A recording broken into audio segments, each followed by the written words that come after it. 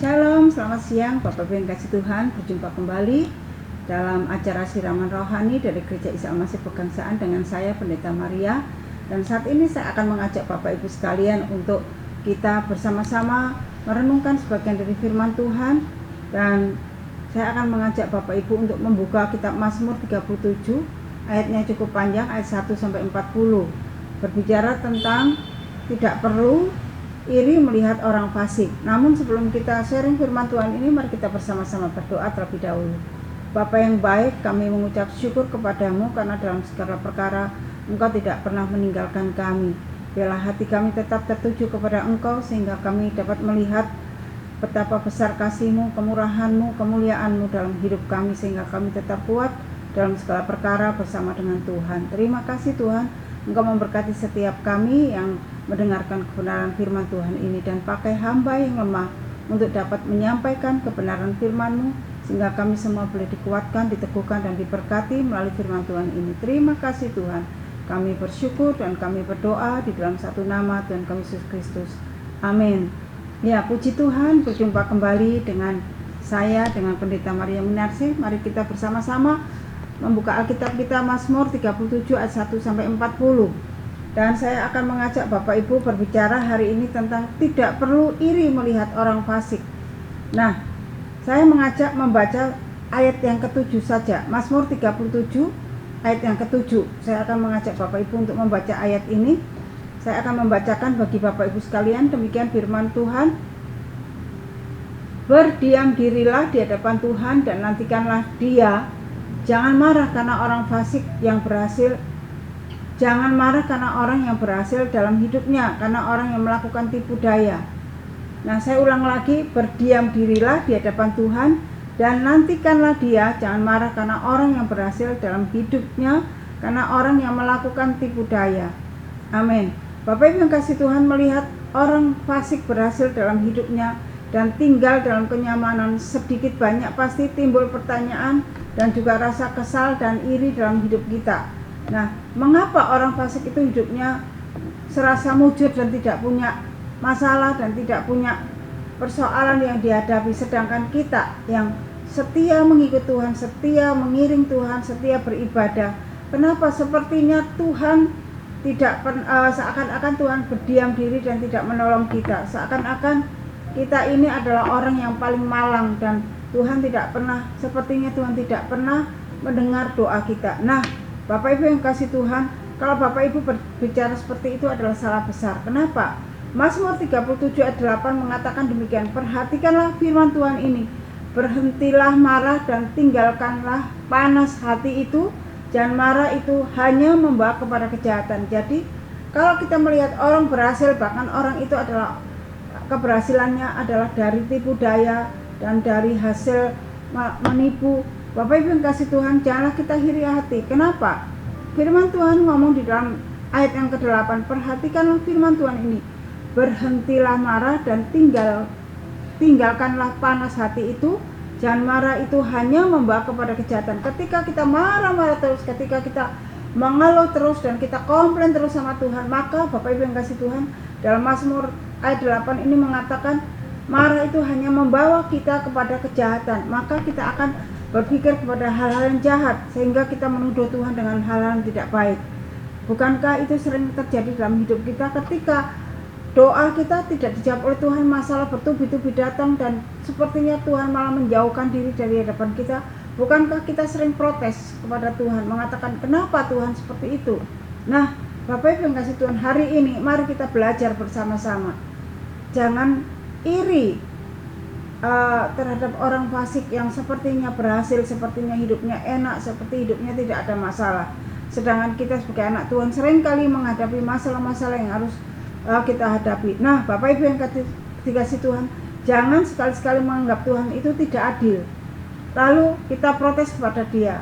Nah, apa yang dinikmati oleh orang fasik itu sifatnya hanya sementara, dan perbuatannya yang fasik itu akan mendatangkan jerat bagi mereka sendiri. Nah, Mazmur 37 ayat 10 mengatakan demikian. Karena sedikit waktu lagi, maka lenyaplah orang fasik. Jika engkau memperhatikan tempatnya, maka ia sudah tidak ada lagi. Jadi Bapak Ibu yang kasih Tuhan, Mazmur 37 ayat 10 ini, kalau kita melihat betapa mengerikan orang fasik itu.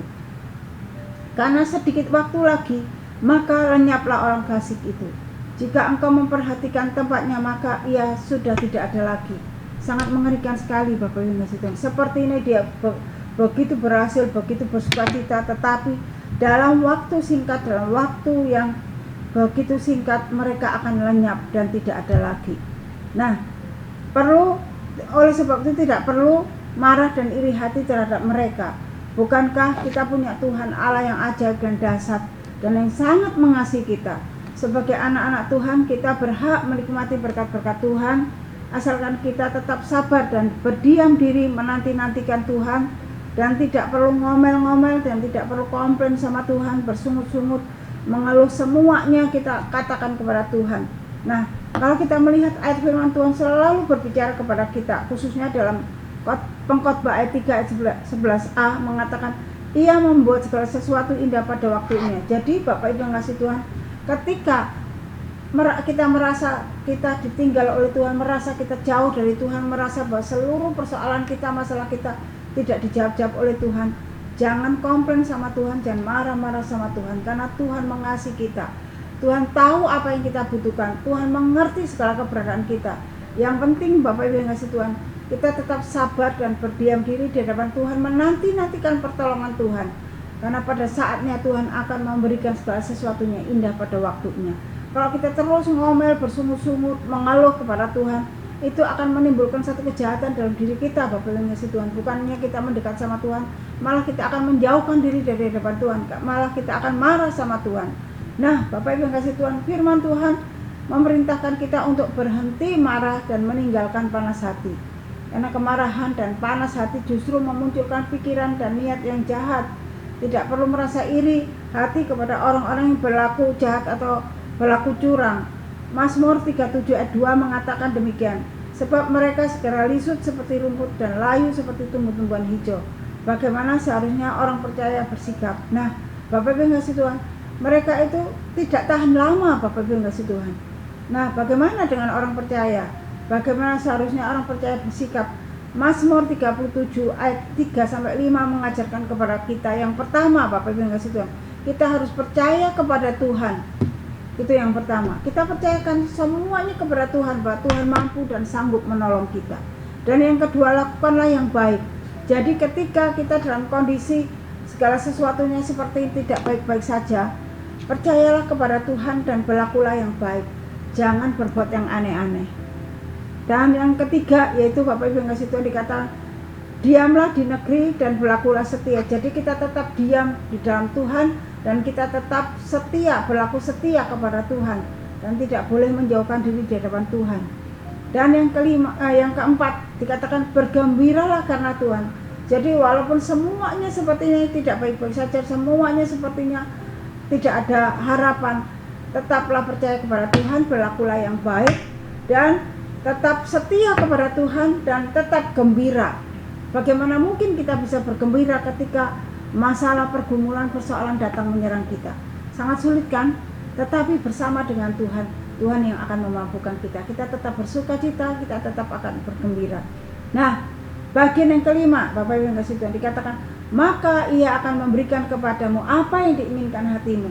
Jika kita percaya, tetap berlaku baik, tetap setia kepada Tuhan dan bergembira karena Tuhan, maka dikatakan Ia akan memberikan kepadamu apa yang diinginkan hatimu.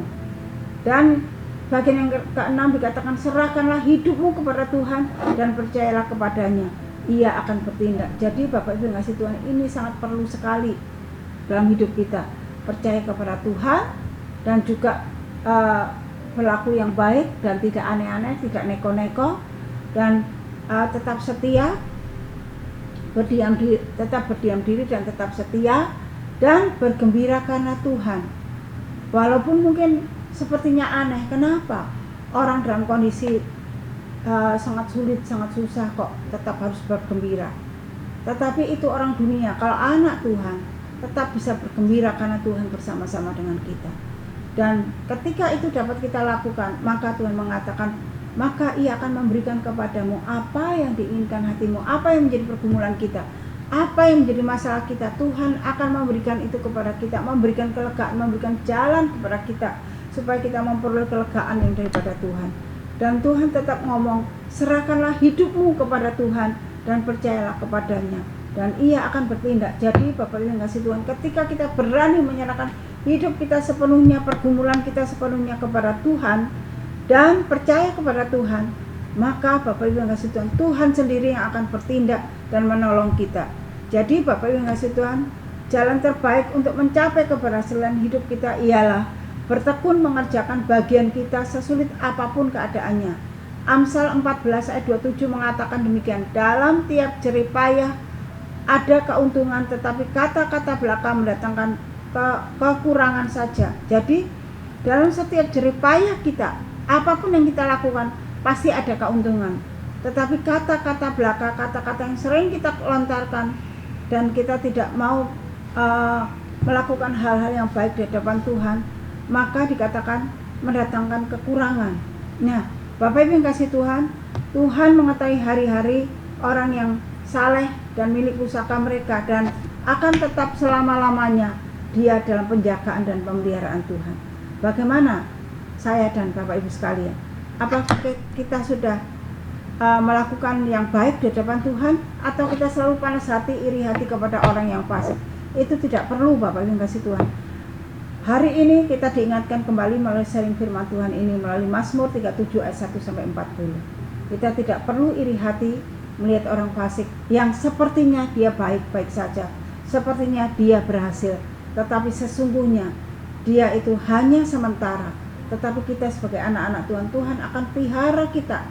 Kita tetap ada dalam pemeliharaan dan pertolongan Tuhan, dalam penyertaan Tuhan. Nah, biarlah firman Tuhan ini boleh menjadi kekuatan kita bersama, baik saya maupun Bapak Ibu sekalian. Saya percaya Bapak Ibu dan saya juga punya pergumulan. Pergumulan kita masing-masing berbeda, tetapi percayalah bahwa Tuhan mampu dan sanggup menolong Bapak Ibu sekalian. Amin. Mari kita berdoa. Bapa yang baik, kami mengucap syukur untuk kebaikan-Mu, dan biarlah firman Tuhan ini boleh mengingatkan kembali kepada kami, supaya kami tidak mudah putus asa, tidak mudah marah, dan tidak mudah iri hati kepada orang-orang fasik yang sepertinya mereka berhasil dan baik-baik saja, sementara kami dalam pergumulan dan persoalan dan beban berat. Tetapi kami percaya kepada Engkau Bapa. Ketika kami percaya dan berserah kepada Engkau dan tetap bergembira, bersyukur di hadapan Tuhan, kami akan melihat kuasa Tuhan nyata dalam hidup kami. Bila kebenaran firman-Mu Engkau materaikan dalam kehidupan kami masing-masing. Terima kasih Tuhan Yesus yang baik. Engkau begitu dahsyat dalam hidup kami. Oleh sebab itu kami mengucap syukur dan mempertaruhkan doa kami ini di dalam satu nama Tuhan kami Yesus Kristus. Haleluya. Amin. Tuhan Yesus memberkati. Sampai ketemu.